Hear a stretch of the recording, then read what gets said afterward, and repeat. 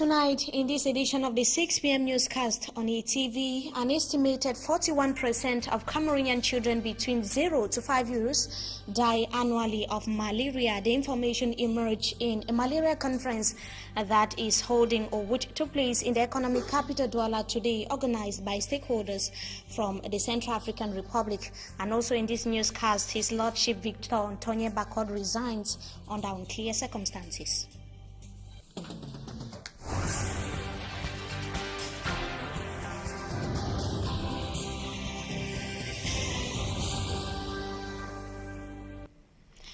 Good evening to you viewers. Welcome back from the weekend. You are watching the 6 p.m. newscast on Equinox Television. We begin right away in Yaoundé Central region of the country, where the Archbishop of the Yaoundé Diocese, Victor Antonye Bakod, has resigned over unknown reasons, but his close collaborators have testified that the reason for his stepping down is not health related.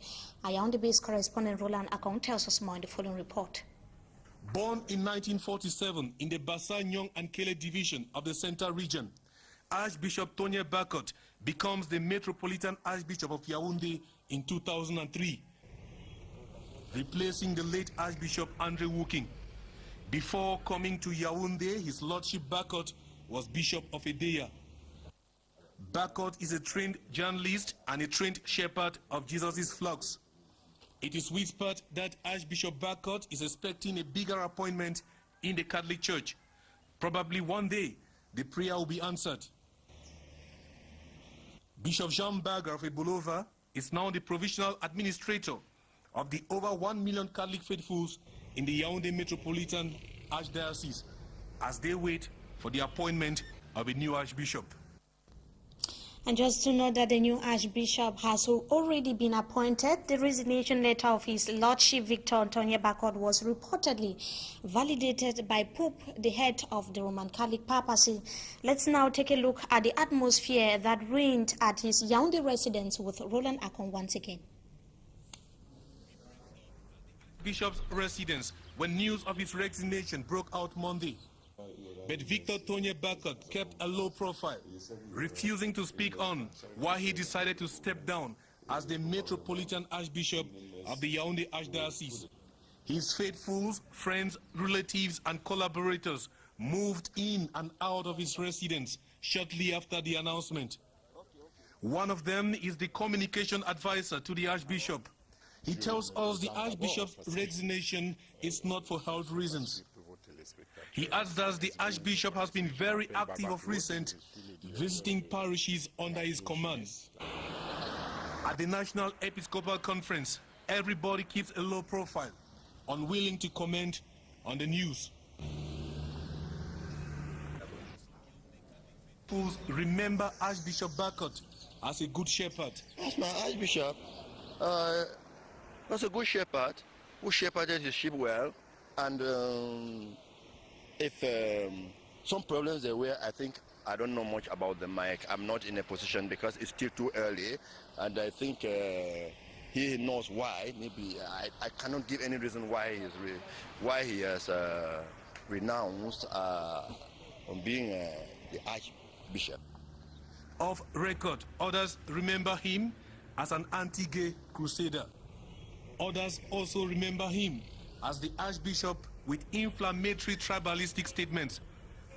Others even say they remember him as the miracle man who in April 2008 miraculously survived a fatal road accident.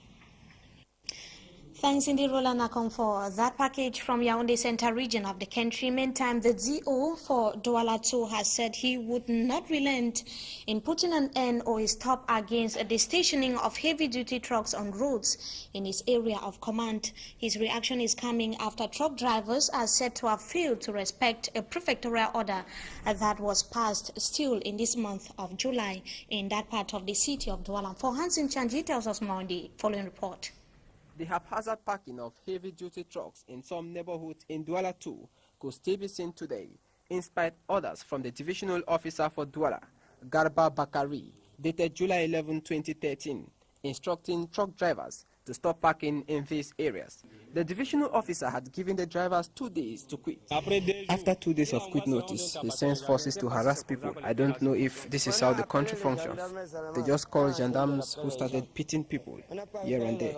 They say they have nowhere to go to. Our problem is a parking space. We don't have a parking space. We cannot sleep in our houses with our trucks. Yassa is full, Bonaberi is full. Can you carry a truck on your head? No. Garba Bakari, divisional officer for Douala 2, says the drivers must leave, come rain, come shine. They have never written to ask us that they want a parking space. The operation to sweep station heavy-duty trucks away from neighborhoods in Douala 2 has just begun. From Ancien Etage, the divisional officer revealed that other localities will soon be visited. For Hansen Chanji reporting there. Now let's talk about the fire incident that is said to have reduced almost the entire content of a telecommunication company here in the economic capital Douala. That was yesterday. The company called Ringo is said to have been reduced into ashes following the sudden return of electricity in the area, and eyewitness account said that it is as a result of short circuit. Following reports, and it is coming after several shops were equally reduced into ashes here in the economic capital Douala following the sudden return of electricity as well after hours of blackouts, and fortunately enough, no human life was lost. Meantime, statistics have revealed that 41% of children below the age of 5 in Cameroon die every year of malaria. The revelation was made in an annual conference in Douala organized by stakeholders from the Central African Republic. For Hansin Chanji was part of that conference and now tells us more. The 10th annual meeting of stakeholders in the fight against malaria in Central Africa, holding in Douala, outlined the lack of a universal struggle to fight against malaria, the lack of government support, and the absence of rapid diagnostic testing as challenges in their struggle. Tout d'abord, l'engagement de nos gouvernements. We need government engagement. We have good experts. The experience here is good. There is good leadership. The fight must start at home. It was revealed that children below the ages of 5 years are more vulnerable and die on the wicked hands of malaria. Experts say in Cameroon, 41% of children below 5 years die as a result of malaria, where the littoral and central region records the highest number of deaths. If we go back and we do not provide adequate information or continue with what we're doing, well, I think the rates will come up again. And I think the purpose of this meeting is actually to see where information has been gained in other countries, and to let Cameroonians and other countries capitalize on how these challenges have been overcome. Over 2,000 Cameroonians die every year as a result of malaria, with 46% of hospitalization cases. You also need indoor residual spraying, you need the fight against the vectors. So all of that would constitute exactly what we do to bring down the figures for malaria dramatically. Stakeholders comment that in order to knock out malaria in Central Africa, there should be government support, lobby at Parliament and internationally for increased funding, participate in sustainable fundraising and implementation, among others. Meantime, the SDF chairman John Fundi has, over an hour ago, been meeting with the press, that is at his Ntarikun residence in Bamenda Northwest region of the country. The exact agenda of the meeting is not known, but it is widely speculated that John Fundi is due to address the irregularities that plagued the holding of primaries in some regions across the country. The press conference is coming barely 3 days to the publication of the list of political parties to go in for the legislative and municipal elections billed for the 30th of September by Elekam. Let's take a look at some of the high and low moments of the encounter between Gabon and the Intermediate Lions, which took place in Yaoundé Central region of the country yesterday, Sunday. The Lions defeated their Gabonese counterpart by 1-0. The high and the low moments, as I earlier indicated, with Yaoundé-based correspondent Roland Ako. Jacques Haman, the smart attacker of Coton Sport of Garoua, scores the lone winning goal of the encounter.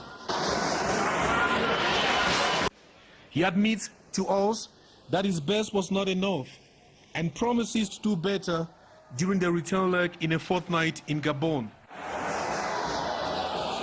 The Intermediate Lions lost many scoring opportunities, a problem that needs a solution before the return leg.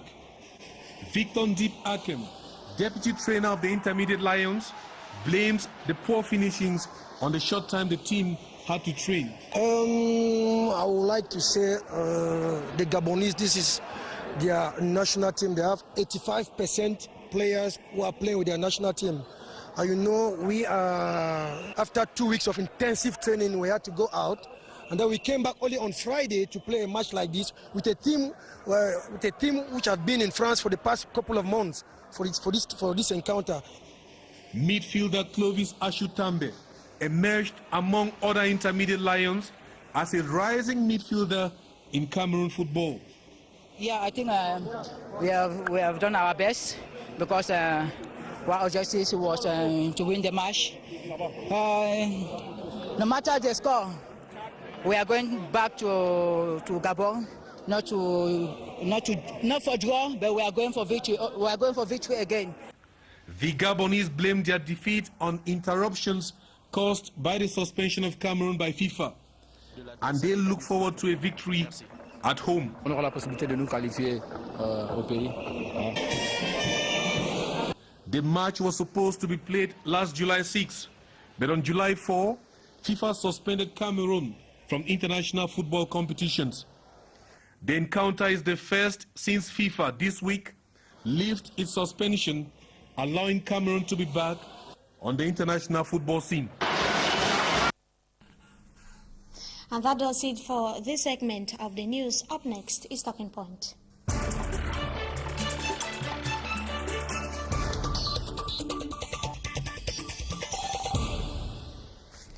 Thank you so much, viewers, for joining us tonight on Talking Point. Our guest tonight is an official from the Delegation of Transport here in the Littoral region to tell us about the haphazard parking or stationing of heavy-duty trucks in the city of Douala. He is Mr. Rim Meka.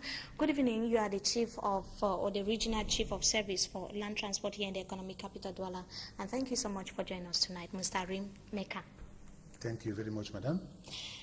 We follow the news or the element that was filed in by a reporter for Hansin Chanchi, telling us how the divisional officer for Douala 2 here in the Vuri division is seeking ways to restore order in the parking of vehicles, precisely the manner in which heavy-duty trucks in the city of Douala are supposed to be parked in its area of command, that is particularly in the Douala 2 area.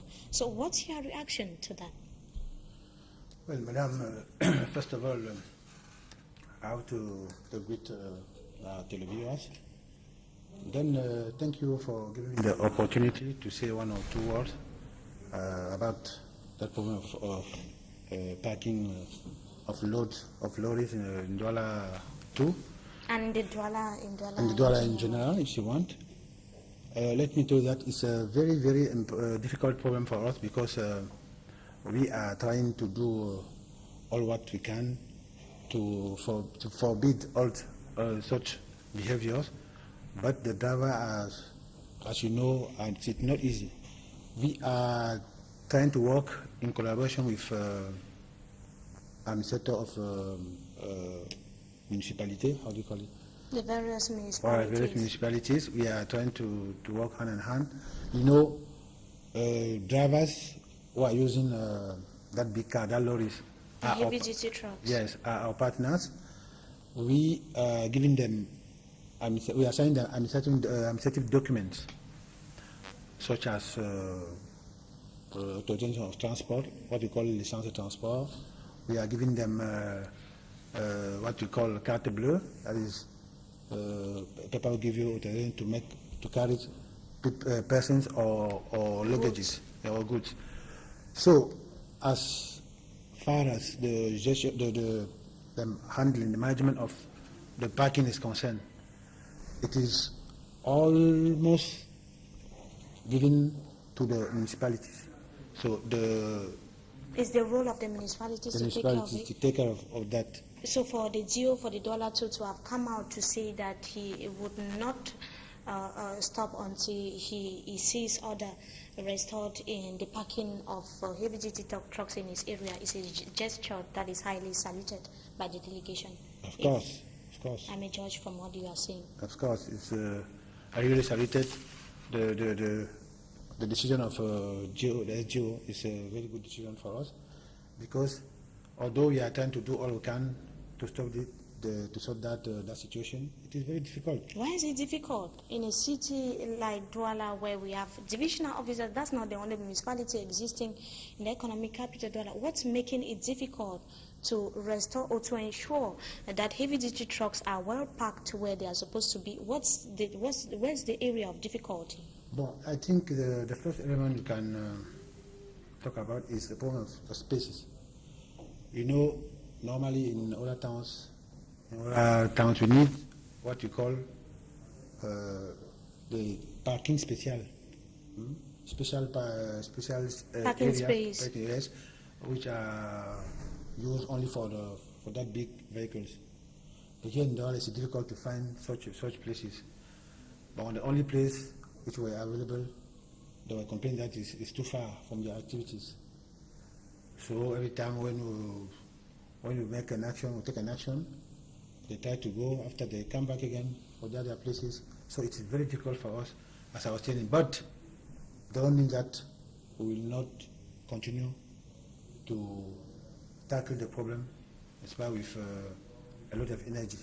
Yeah, to continue to tackle the problems, whereas it is one of, when you look at the number of accidents that occur in the city of Douala today, one accident, you hear a heavy-duty truck came head-on with a bike rider, with a taxi driver, and it is becoming very, very frequent. What's the delegation doing about that?